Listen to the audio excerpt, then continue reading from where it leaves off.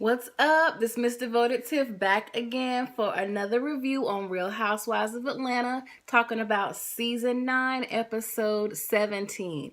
Now, overall, this episode was a little lackluster, but there's still some things I gotta chime in about, so let's get started. So the episode starts out with Phaedra and Kenya playing tennis. That is such an odd couple to me, but I mean, I guess with this same group going over and over, they're having to get real creative with new storylines. She asks her about her divorce, and she's, saying that she basically lies because she doesn't want to tell any of the girls other than Portia her business about the divorce. So that was that. Then we go on to Peter and Cynthia. Cynthia surprises him at the door with a little birthday meal. And it's interesting because they seem really cute together and almost like they miss each other and don't really want to get a divorce. I don't know what to make of it, but you can tell they still have chemistry.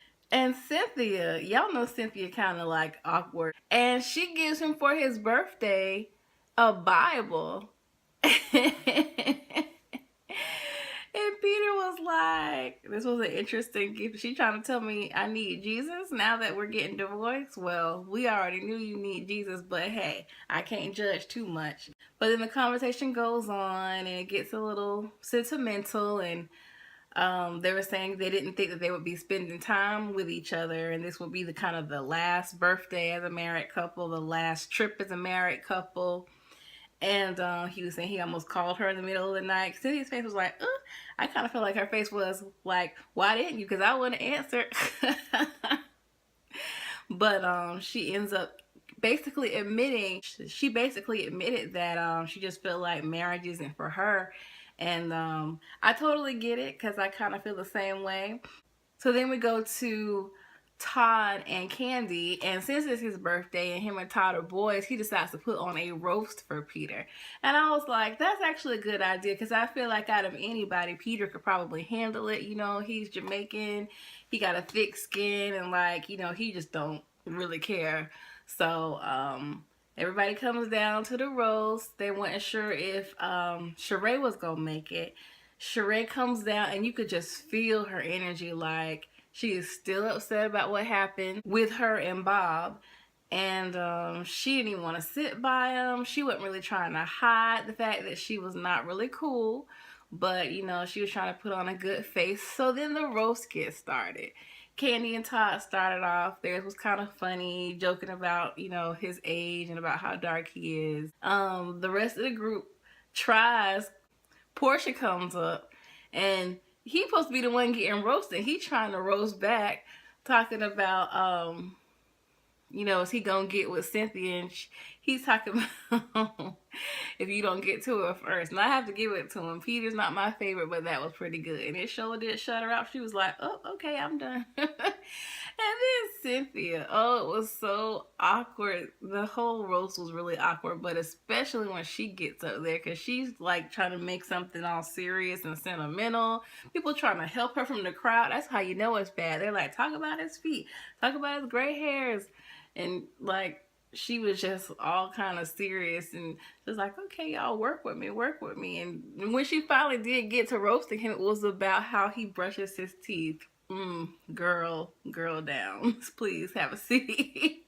So then they go on a catamaran. Everybody goes this time, and Bob and Sheree have a conversation, and she's basically saying, how he acted that day before.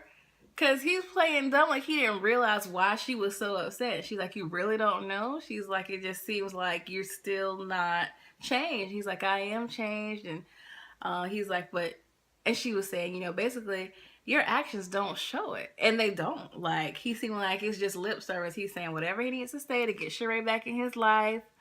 And even during that conversation, he's kind of started to turn up a little bit. And it's like, dude, you can't even like keep your cool for like 5 minutes. What makes you think you're doing anything to convince her that you have changed? And she says in her interview, Basically that is over, and I applaud her for that. I applaud her for even showing that storyline, and I applaud her for being able to recognize, don't get yourself back into that situation. Don't take yourself 10 steps back. Like, you see what it is. If somebody shows you who they are, believe them. And it seems like she was able to do that. And he might mean well, but he clearly is not there yet. Like, he got some more work to do on himself. And you could just see she was really hurt. Like, she started naming some of the things he had done over the years, some of the threats he made, and just leaving them and not contacting them for months, like your whole family and your young kids. Like, that's a lot for a woman to get over. That's a lot for anybody to get over. So I completely don't blame her. But that storyline seemed very, very real. So then Kenya decides that she wants to throw a divorce party, and she tells all the girls, I got something special when we get back from the boat, and they're walking in, and she got the big banner, I do, I did, I'm done. And it's a clever idea, but most of what I have to chime in tonight is about the party, especially some of the stuff I was seeing on social media. First of all, divorce party is kind of weird in the first place. And usually if somebody throws it, it's going to be for themselves. And they invite their friends to come celebrate. And I think that's because you, as a friend, you're not really going to know if they're even in a place to celebrate, because divorces are usually a sad thing. It's not like a, good riddance, yeah, I'm so glad to be free of you. Most of the time, whether you're the person that asked for the divorce or you're the person that granted the divorce and the other person asked, you're not excited about the fact that things didn't go how you expected them to go, that things didn't go right in your marriage, that somebody cheated, that somebody changed, that somehow it fell apart. Like, you're not happy to lose your family, especially if you just got the divorce finalized. Like, maybe, even a few months later, you might be in a place to say, okay, let me celebrate moving forward. And of all people to throw that, Kenya, like, come on now. I felt like she was trying way too hard. And she doesn't really have her own storyline besides Matt, which is a storyline she created. But she pulls her storyline from getting into other people's business. And so I wasn't surprised that she would do it, but I thought it was in really poor taste. So Cynthia comes in and she's like, I get what you're trying to do, but no, like, she wasn't really feeling it. They get into a few of the games, which seem more like bachelorette party games, if you ask me, talking about Kiss the Penis and stuff like that. Like, okay, I just got divorced and I'm playing Kiss the Penis. Like, girl. And so then a little bit later, Phaedra and Portia come in, and Phaedra, I will say, didn't look well. She didn't look like she was feeling good, but I couldn't tell if it was physically or because of being at a divorce party. She's there for a minute. She don't want to play none of the games. She eventually leaves, says she's going to look for some ginger ale, and she'll never come back. She texts Portia. Portia tells everybody the text message, and in the text message, she is basically saying some not too good stuff about Kenya. She's saying, that she's trifling, and she texts my husband, and now she's throwing me a divorce party, and so then Portia leaves and goes and talks to her, and she's like, why would she, of all people, throw a divorce party? And so her and Kenya comes down, and her and Kenya kind of get into it, and I think that's an interesting conversation on both ends. One, why did Phaedra bring all of that old stuff up if they're supposedly in a friendship now, and you've already forgiven her and all that? Why are you bringing that up?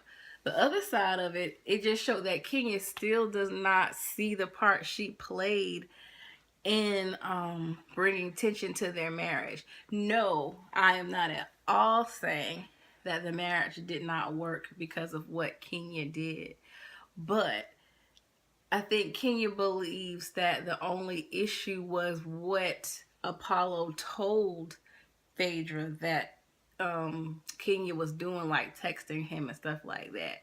But Phaedra has always said that was only a piece of it, and it was easy to believe what Apollo apparently allegedly was lying about was because of her behavior.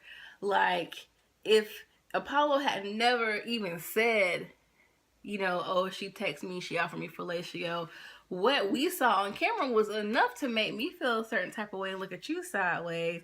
You're asking us who, if we could have a threesome, who would we share the bed with? You're saying in your interview, Apollo is fine the first time you see him. When we're meeting about business, you're saying, oh, you make a great model, look at you and all your muscles. You're flirting with him in Anguilla.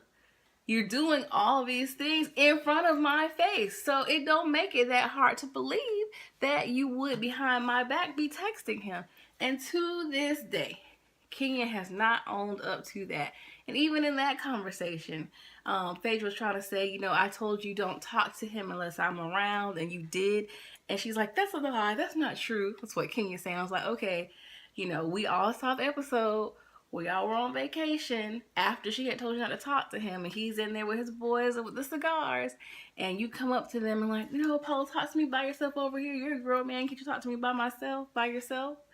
Again, disrespecting what Phaedra says. So, in true Kenya fashion, she does not own up to that. She tries to twist it and make it seem like Phaedra is saying we got divorced because of you.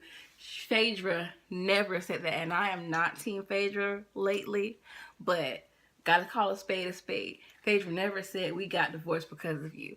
She just said that you were a piece of contention during our marriage, which is absolutely true. And no matter how cool we are now, if you were flirting with my husband during marriage, when we get divorced, I don't want you to be the one to throw me a divorce party. I don't even want a divorce party, but if I'm gonna have one, I definitely don't want you to throw it, because you was one of the issues when we were married. And I don't see why that's so hard for anybody to understand, why a woman wouldn't want a lady that flirted with her husband and brought drama to throw the divorce party. Like, that's just in poor taste. Everybody but Phaedra ends up back at the room where the divorce party was in the first place. Then the men walk in, and I was like, ooh, awkward. Peter's walking into a divorce party that's partially for his soon-to-be ex-wife. But they kind of end the episode on a good note, and hey, this trip started out rough, but we ended up having a good time.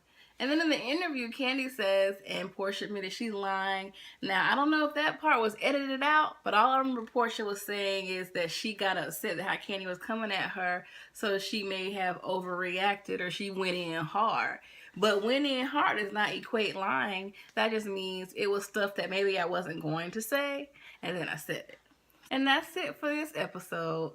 Looks like it gets juicy again next week. Thank goodness, because this episode was boring. Let me know what you think about Phaedra's reaction to the divorce party. Let me know what you think about Peter and Cynthia. Let me know what you think about Kenya and Phaedra's relationship. I'm definitely not surprised that it's already falling apart. And let me know what you think about Sheree and Bob. That's all for this time. I will catch you next week. Bye.